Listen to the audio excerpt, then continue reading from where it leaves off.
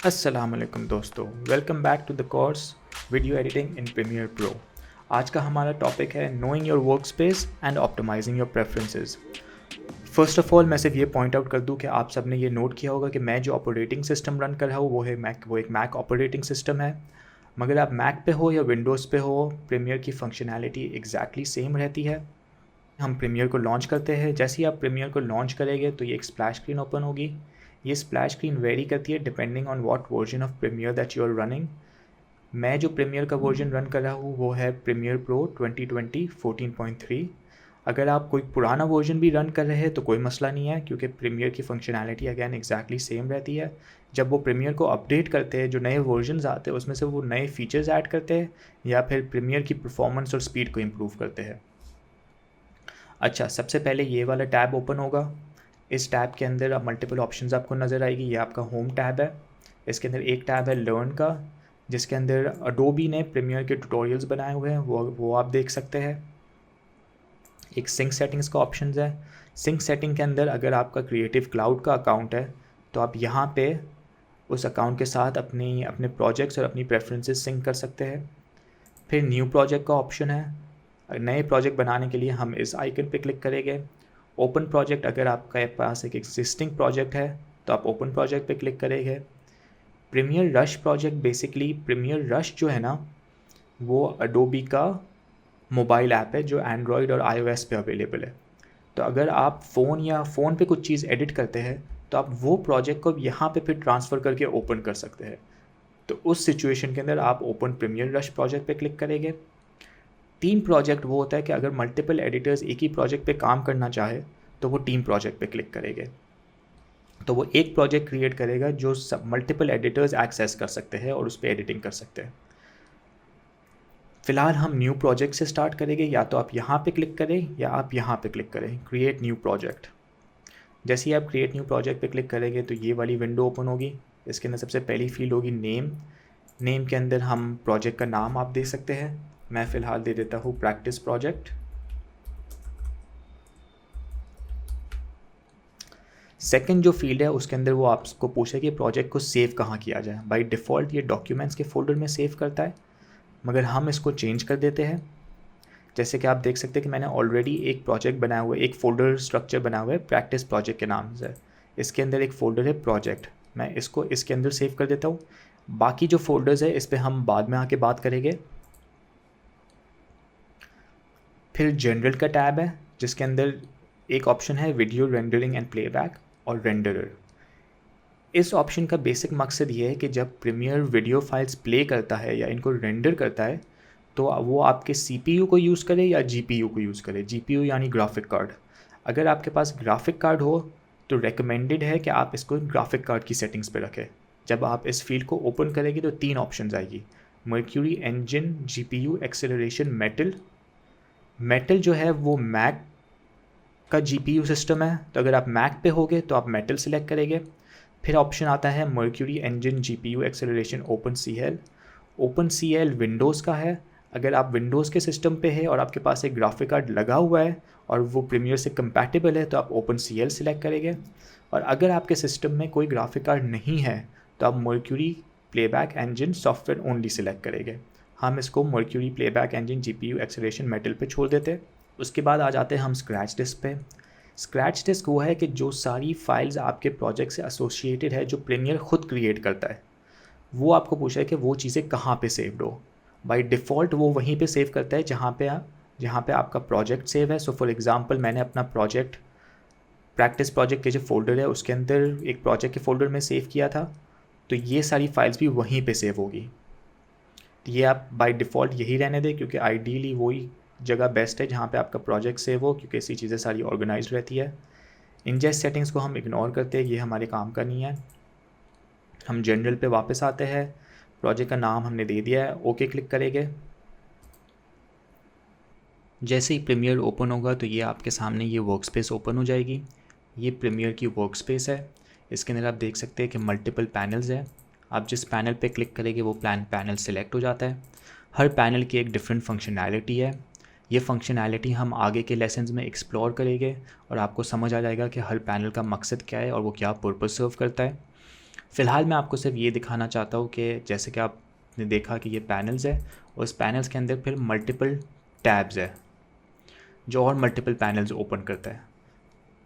Similarly यहाँ नीचे भी प्रोजेक्ट पैनल के साथ साथ और टैब्स है जो कि मीडिया ब्राउज़र का पैनल ओपन होता है, इन्फॉर्मेशन का पैनल, मार्कर्स का पैनल। आप एरो पे क्लिक करें तो और मज़ीद पैनल्स शो अप हो जाते हैं। पूरा वर्कस्पेस कस्टमाइजेबल है, यानी आप इसको छोटा बड़ा कर सकते हैं, कहीं भी ड्रैग एंड ड्रैग करके इसको साइजेस इनकी चेंज कर सकते हैं। अगर आप चाहें तो किसी पैनल को मूव भी कर सकते हैं।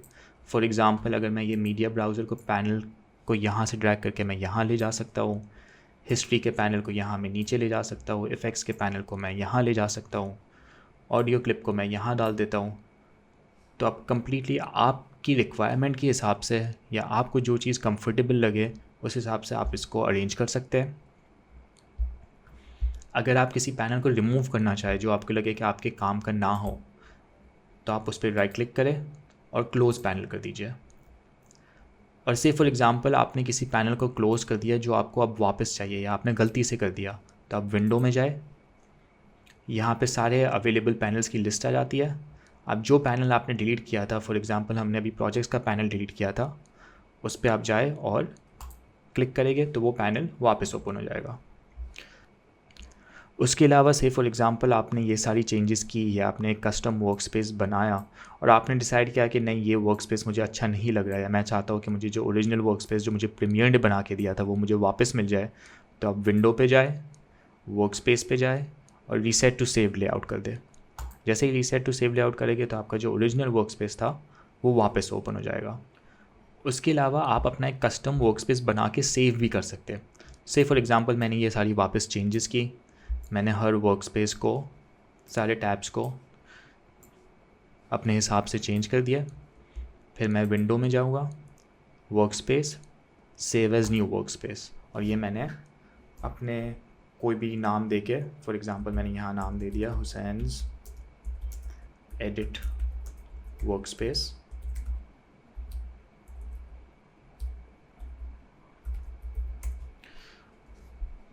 और ओके क्लिक किया तो वो यहाँ पे सेव हो जाएगा और मैं किसी भी टाइम पे हुसैन्स एडिट वर्क स्पेस पे जाके इसको ओपन कर सकता हूँ। फॉर एग्ज़ाम्पल ये प्रीमियर का ओरिजिनल वर्क स्पेस था और मैं विंडो में जाके अगर यहाँ पे क्लिक करूँ तो ये तो मेरा ये वर्क स्पेस जो मैंने अभी बनाया था वो ओपन हो जाता है। उसके अलावा आप नोट करेंगे कि यहाँ के ऊपर और मल्टीपल टैब्स है।